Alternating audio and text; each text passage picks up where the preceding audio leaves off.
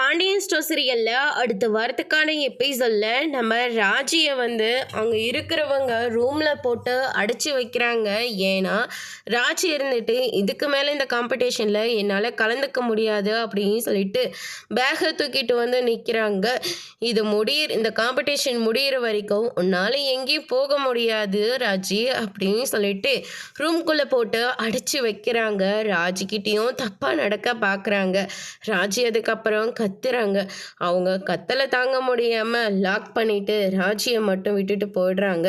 ராஜி பயந்து போய் என்னை யாராவது காப்பாத்துங்கன்னு சொல்லிட்டு ஒரு பக்கம் கத்திக்கிட்டு இருக்காங்க. இன்னொரு பக்கம் நம்ம கதிரும் இருந்துட்டு ராஜிக்கு ஏதோ பிரச்சனை வந்துருச்சோன்னு எனக்கு தோணுது அப்படின்னு சொல்லிட்டு ராஜிக்கு ஃபோன் பண்ணிகிட்டே இருக்காங்க. ராஜியோட ஃபோன் அவங்க கிட்ட இருக்கிறதுனால ஃபோன் எடுக்கிறதே இல்லை. அதுக்கு அடுத்ததான் கதிர் ஒரு வழியாக அவங்க தங்கிட்டு இருக்கிற அந்த ரெஸ்டாரண்ட்டுக்கு வந்துடுறாங்க. வந்த உடனே கதவை லாக் பண்ணிட்டு இருக்கிறத பார்த்தோன்னே எல்லாருமே பயந்து போய் இருக்காங்க.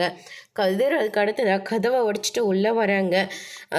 ராஜி இருந்துட்டு கதிர் நான் தப்பான இடத்துக்கு வந்துட்டேன், என்னை மன்னிச்சிடு அப்படின்ற மாதிரி கதிர்கிட்ட நடந்து எல்லா விஷயத்தையும் சொல்லி மன்னிப்பும் கேட்குறாங்க.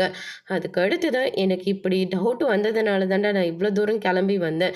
என் ராஜி மேலே ஒரு சுண்டு விரல் பட்டுச்சுன்னா கூட உங்கள் எல்லாரையும் கொளுத்தி போட்டுருவேன். இங்கேருந்து ராஜியை உங்கள் கண்ணு முன்னாடி கூட்டிகிட்டு போகிறேன், உங்களால் முடிஞ்சதை பார்த்துக்கோ அப்படின்ற மாதிரி சொல்லிட்டு ராஜி அங்கேருந்து கூட்டிகிட்டு போகிறாங்க.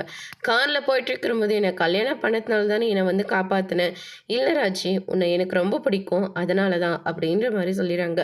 அதோட பிரம முடிச்சிருக்காங்க.